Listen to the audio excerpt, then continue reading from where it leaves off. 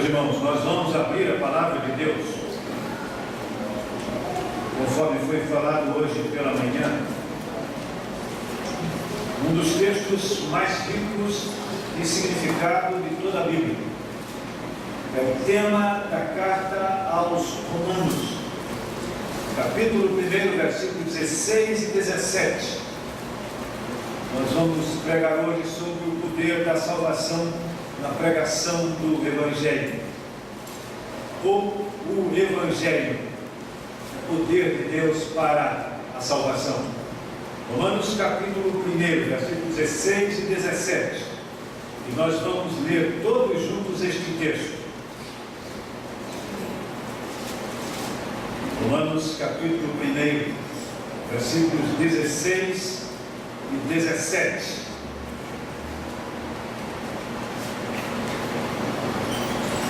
Vamos ler todos juntos. Pois não me envergonho do Evangelho, porque é o poder de Deus para a salvação de todo aquele que crê, primeiro do judeu e também do grego, visto que a justiça de Deus se revela no Evangelho de fé em fé, como está escrito: o justo viverá por fé. Oremos. Bendito Pai, fala o nosso coração agora usando o teu servo, e é instrumento teu apenas. Que o Espírito Santo opere em nós o que é preciso, de acordo com a necessidade do nosso coração e a boa vontade do Senhor em nos ouvir. Em nome de Jesus. Amém.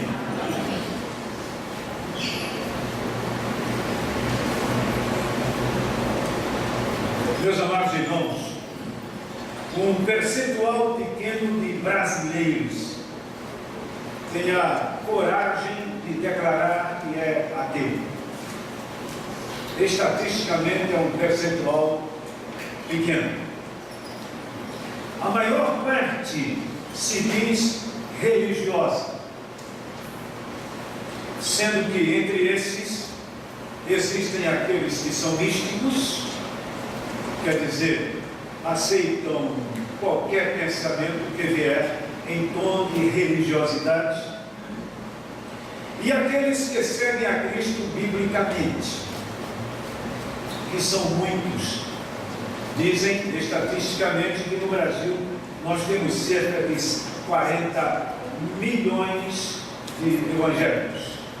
Não sei se isso é verdade, mas as estatísticas dizem. Este é o contexto brasileiro que nós temos para a evangelização. Porque, por um lado, nasceu no Brasil, se auto-chama cristão, mesmo que não seja, como esse percentual pequeno declaradamente ateu. Por quê? Porque o Brasil é um país laico. A lei fala sobre isso, mas a sua maioria é religiosa, na verdade. Tanto é que guardam dias e dias e dias aí ligados à questão religiosa mesmo. O Brasil tem oficialmente uma senhora chamada Santa, que é patrono do Brasil, padroeira do Brasil. Então é esse o país onde nós vivemos. Esse contexto em que vivemos para evangelização. Agora, no texto que nós lemos, Paulo escreveu este Evangelho na sua carta. Ele tinha todos os ingredientes que nós temos hoje. Tudo. Judéia, com a sua religiosidade, Roma, com o seu misticismo tremendamente grande e religioso. É bom saber que o governo romano, o Império Romano, naquelas alturas do primeiro século, fez tudo para manter a integridade política do seu império, chamando para si todas as religiões possíveis para atender às diferentes classes de pessoas que havia debaixo do seu mundo político. E havia também os gregos, místicos igualmente, filósofos, pessoas que tinham influência tremenda no Império Romano. Dizem os entendidos que Roma tinha a política, o governo político, mas a filosofia era grega, e parece que era isso mesmo. Paulo sabia disso. E nesses seus escritos estava, acima de tudo, o objetivo testamentário. Paulo age forte nesta carta, escreve forte, não para atrair a atenção das pessoas simplesmente, mas para mostrar aquilo que ele entendia como importante em se tratando da pessoa de Jesus Cristo. Para Paulo, nada mais é importante do que isso.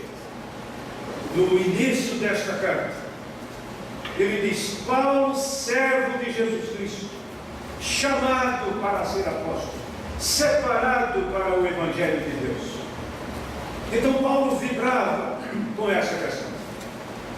Ele entendia que para ele, como deve ser para nós, o viver era Cristo e o morrer era lucro. Por quê? Por causa, como ele diz, da sublimidade do conhecimento de Jesus Cristo.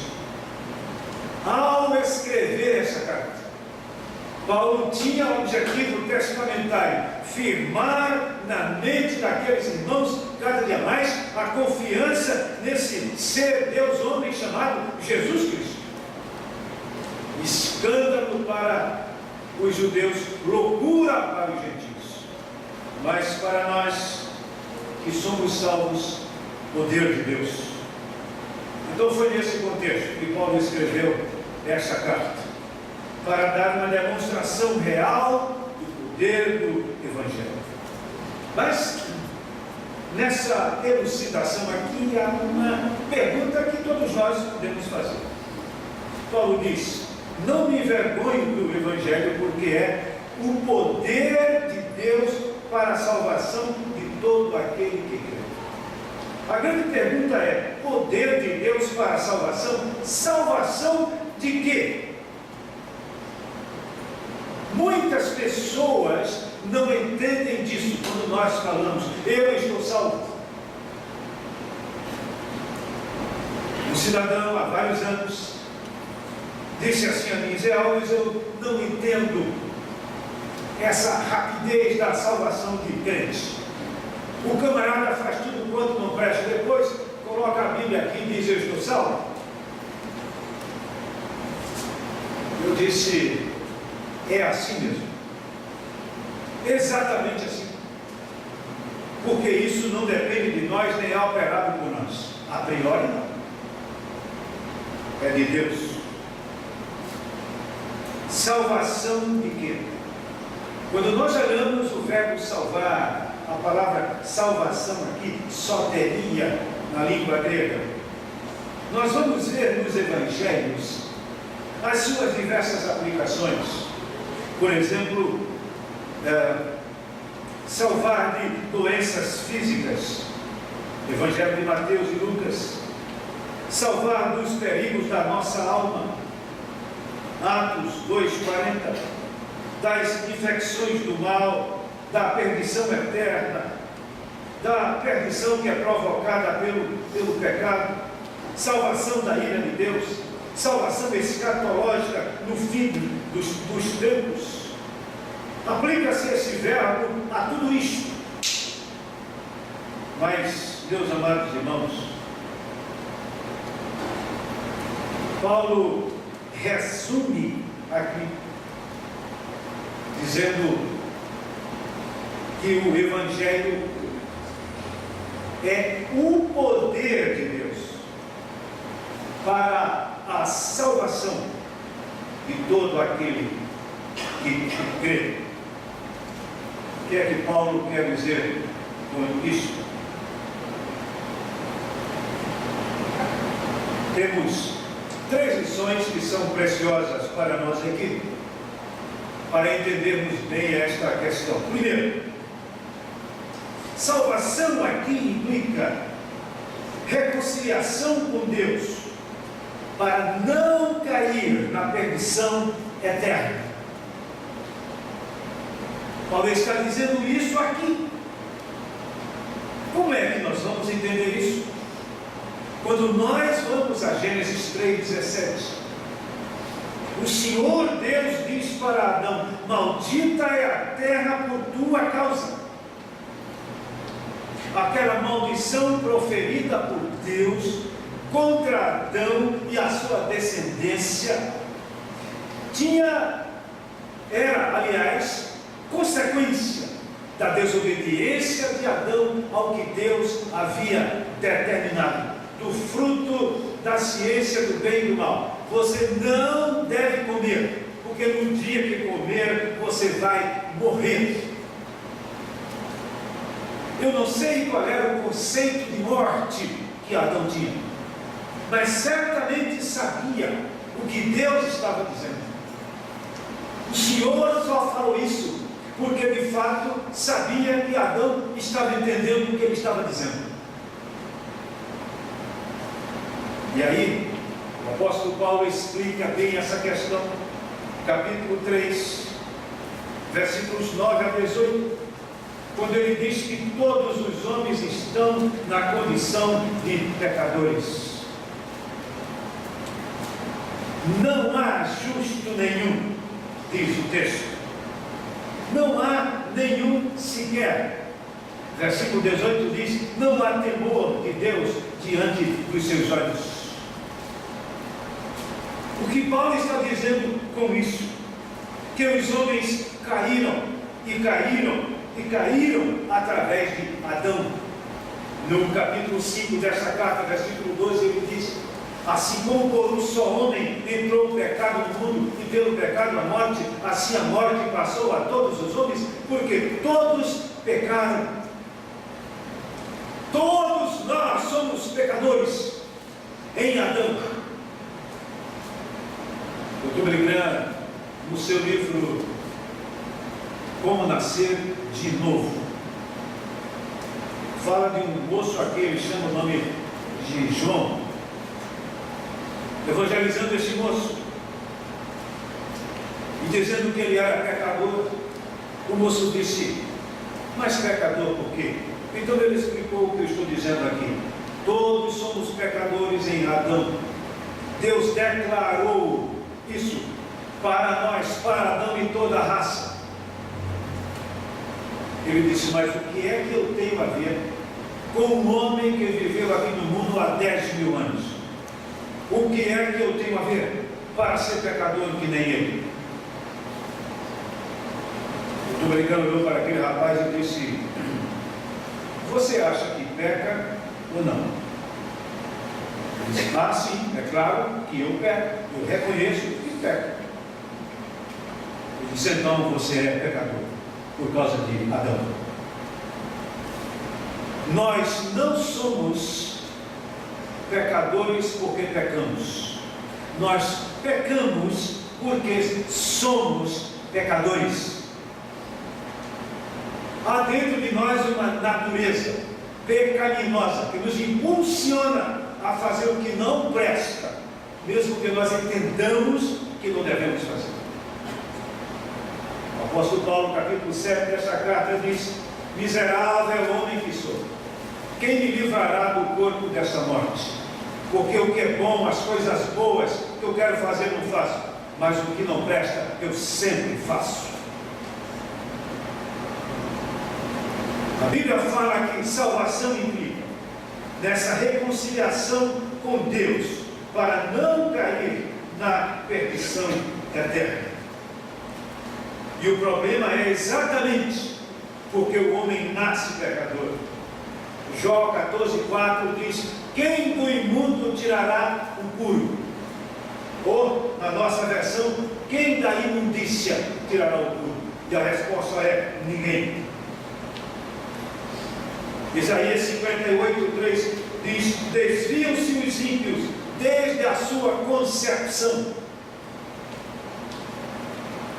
João 3:3, o Senhor Jesus Cristo diz: se alguém não nascer de novo, não pode ver o reino de Deus. Meus amados irmãos, o contexto de Paulo, a realidade de Paulo e a nossa são análogas, elas são semelhantes, não tem diferença. O homem pecador naquele tempo é semelhante ao de hoje, precisa da graça de Deus para poder reconciliar-se com Deus. Quando Paulo diz: não me envergonho do Evangelho, pois é poder de Deus para a salvação de todo aquele que nele crê. Primeiro do judeu, também do grego. Paulo está dizendo: esse homem perdido precisa reconciliar-se com Deus. Essa é a primeira lição que nós temos. Em segundo lugar, o apóstolo Paulo mostra que essa salvação implica em recebermos Jesus Cristo pela fé. É poder de Deus para a salvação de todo aquele que crê. A palavra crer, o verbo crer, é da mesma raiz da palavra fé mesmo. O que quer dizer isso? Efésios 2, 8 e 9 diz: pela graça sois salvos, mediante a fé. Isso não vem de vós, é dom de Deus. Não vem das obras para que ninguém se glorie. A palavra fé é importante para a nossa vida como um todo. Segunda carta aos Tessalonicenses 1:4, o apóstolo Paulo diz que fé e paciência são necessárias nas tribulações. 2 Coríntios 5:7 diz que nós andamos por fé e não pelo que vemos. Qual é o ponto forte dessa fé, então? O ponto forte dessa fé, conforme diz o apóstolo Paulo, é a aceitação total da verdade do Evangelho, absoluta confiança no que Deus diz. Mas, meus irmãos, eu não sou salvo pela minha fé. Ninguém se salva por sua fé. A fé é um instrumento. A Bíblia diz, repito, Efésios 2, 8 e 9: pela graça sois salvos. Nós somos salvos pela graça de Deus. A fé é um instrumento pelo qual nós tomamos posse desse presente de Deus. A nossa salvação não é uma recompensa, é uma dádiva, é um presente, é dom de Deus. E é pela fé que nós recebemos isso. É exatamente isso que o apóstolo Paulo está dizendo aqui. Pela graça sois salvos. O Evangelho é poder de Deus para a salvação de todo aquele que crê. É preciso receber pela fé esse presente de Deus. Repito, eu não sou salvo pela minha fé. Eu não tenho fé na minha fé. A minha fé deve ser na graça de Deus, porque a graça é isso que vem do céu para mim. A fé é o canal pelo qual eu tomo posse, é a torneira que eu abro para que opere na minha vida. Mesmo assim, essa fé é um dom de Deus, é pela graça que eu tenho na minha vida. Por isso, as pessoas que não têm certeza da sua salvação devem dizer: Senhor, opera em mim isto. Senhor, tem compaixão de mim, exatamente de mim, opera na minha vida. Por quê? Porque a salvação é recebida pela fé. Um dos textos mais lindos que há sobre isso é Atos 16:14. A Bíblia diz que à medida que Lídia ouvia a palavra de Deus, o Espírito Santo tocou no seu coração e ela se converteu. A gente não se converte sozinho. O apóstolo Pedro e o apóstolo Tiago, mais especificamente, dizem que a A salvação, a conversão vem por uma ação do Espírito e da palavra na nossa vida. Ninguém pode se converter de maneira diferente. Não pode. Então Paulo está dizendo que essa salvação é algo que devemos receber pela fé. Não é por nossas obras, não é por aquilo que nós possamos fazer de bom, não é por causa da nossa religiosidade, mas é pela graça de Deus. É presente do céu, é dádiva, não é recompensa. Ninguém se salva por suas obras. As obras não têm qualquer influência na nossa salvação. As boas obras são os atos dos crentes, mas não servem para a salvação. Eles testificam da salvação, mas não têm influência na salvação de ninguém. Terceira lição que nós temos aqui é que Paulo diz, versículo 17, ele diz assim: visto que a justiça de Deus se revela de fé em fé, como está escrito, o justo viverá da fé. Esse é um dos textos mais difíceis de nós entendermos, a não ser que o recebamos pela fé. Porque esse texto aqui não está falando da justiça de Deus como atributo de Deus, retidão de Deus. Não é isso. Ele está falando da justiça de Deus que deixa o homem afastado dele, porque Deus é justo, é santo, é puro e o homem é pecador. É isso que ele está dizendo. Mas ao mesmo tempo, essa justiça aqui, diz Paulo, se revela de fé em fé. É uma justiça que salva o pecador pela fé. Como é que isso se aplica então? Essa é uma expressão chave deste livro, desta carta. Exatamente porque Paulo está falando dessa justiça que perdoa o pecador. O pecador que reconhece o seu pecado e pede perdão. É impossível, do ponto de vista humano, meus irmãos, entendermos Deus perdoar-nos. Por quê? Porque Ele é santo e nós somos pecadores. Não podemos aproximar-nos dele de jeito nenhum com o nosso pecado. Um dos textos muito lindos da Bíblia que nos falam sobre isso é exatamente Isaías 6. Quando o profeta diz: eu vi o Senhor assentado sobre o alto e sublime trono. E depois, mais adiante, ele diz: serafins estavam ali por cima dele. Cada um tinha 6 asas. Com 2 cobria o rosto, com 2 cobria os pés, e com 2 voava.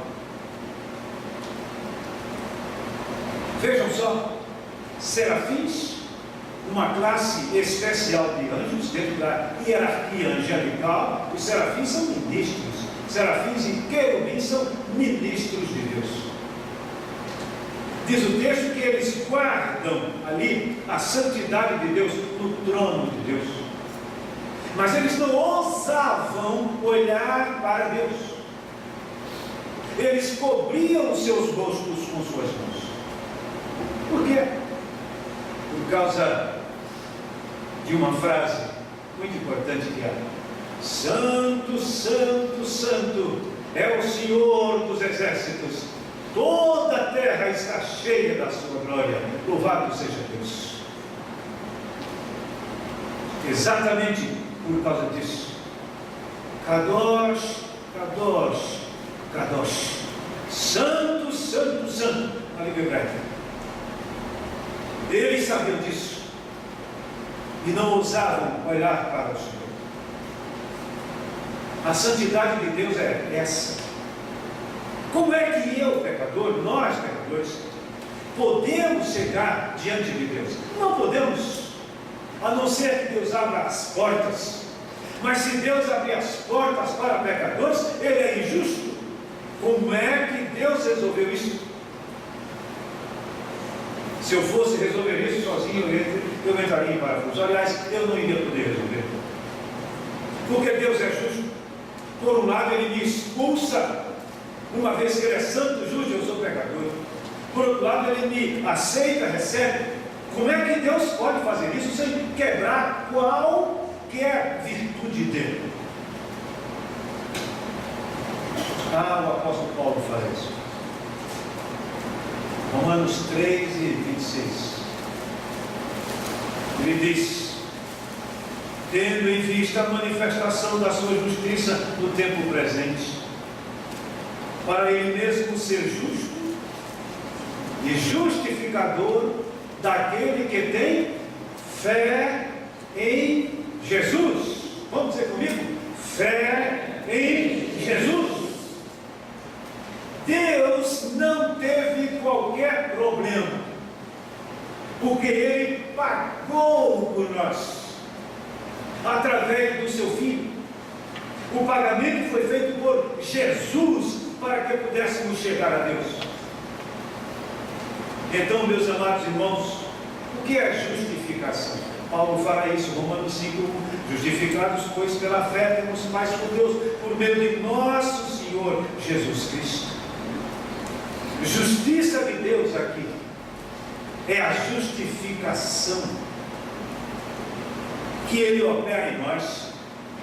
Ele pega a santidade de Deus, aliás, a santidade de Cristo, a justiça de Cristo, e coloca em nós, imputa em nós, e pega os nossos pecados e coloca nos ombros de Cristo. Foi essa a razão de Cristo ter suado sangue antes de ir para a cruz. Por quê? O poder, a força dos nossos pecados, a luta grande, o maior sofrimento dele foi exatamente ali. Suou sangue, diz o Evangelho de Lucas, porque ele disse: Pai, se possível, passa de mim esse cálice. Mas ele tinha que tomar aquele cálice para que nós pudéssemos receber da graça de Deus. Justificação, meus amados irmãos, não é tornar a gente justo, porque nós somos pecadores ainda. É declarar a gente justo. E aqui, como eu disse há pouco, esse texto é meio complexo para a gente entender, porque justiça é a gente receber aquilo que a gente merece. Mas na nossa salvação, de acordo com o poder do Evangelho, a gente recebe o que a gente não merece, porque nos é dado pelo amor de Deus através do seu Filho Jesus. Deus não entrou em conflito consigo mesmo. Romanos 13, 26. Ele é justo e justificador dos que têm fé em Jesus. Por quê? Porque Jesus pagou por todos eles. Nós estamos aqui hoje porque aquele sacrifício da cruz foi aplicado em nós. Nós somos crentes porque Deus resolveu isso por conta própria, por sua graça, aplicar isso em nós. E Paulo, experiente que era, tendo passado por essa luta ele mesmo, foi dizer que nós lemos: a justiça de Deus se revela no Evangelho, de fé em fé, como está escrito: o justo viverá por fé. Esse de fé em fé está dentro do que está escrito depois. Por fé é aplicado, e por fé a gente vive, senão a gente não iria poder satisfazer a vontade de Deus. Meus irmãos, nada mais importante do que isto para aquele que crê. É essa atitude e coragem que o ladrão teve na cruz. Lucas 23, 39 a 43. Senhor, lembra-te de mim quando entrares no teu reino. Ele sabia quem Cristo era, ele entendeu quem Cristo era. E recebeu aquela declaração: hoje mesmo estarás comigo no paraíso. Lá, paraíso, a palavra persa que quer dizer jardim, lugar para onde vão os servos de Deus até a ressurreição final. Por que Paulo disse isso? O justo viverá por fé, porque a Bíblia diz que sem fé é impossível agradar a Deus. A gente é salvo pela fé, por fé, e vive por fé. Salvação tem essa implicação. Somos declarados justos. Tem a ver com a nossa posição diante de Deus. A gente não deixa de ser pecador. A gente é declarado justo. Tem um sentido forense. E eu quero concluir dizendo o seguinte: enquanto as pessoas aí fora que cometem algum delito constituem advogado para defendê-las, dizendo que elas são boazinhas, justíssimas diante de Deus, o pecador tem que dizer exatamente o contrário. Ele tem que dizer: eu sou pecador, eu não presto, eu não valho nada diante do Senhor. Quando a gente chega assim e diz: porém, eu sei que Jesus Cristo deu a sua vida por mim, e eu recebo isso pela fé para a minha salvação. A Bíblia diz, Romanos 5:1, justificados, pois, pela fé, temos paz com Deus. Todo aquele que age assim, torna-se um pecador remido pelo sangue de Jesus. E a Bíblia diz que o sangue de Cristo nos purifica de todo pecado. Todo pecado. Não há pecado que em Cristo Deus não possa perdoar, a não ser aquele pecado imperdoável que é blasfêmia contra o Espírito Santo. Fora este, todos os demais ele perdoa. Todo aquele que vai pedindo perdão em nome de Jesus, confessando o seu pecado, o Senhor perdoa. Por quê? Porque o Evangelho é poder de Deus, é um poder de Deus para a salvação de todo aquele que Deus nos abençoe e nos ajude. Amém. Vamos cantar da manhã.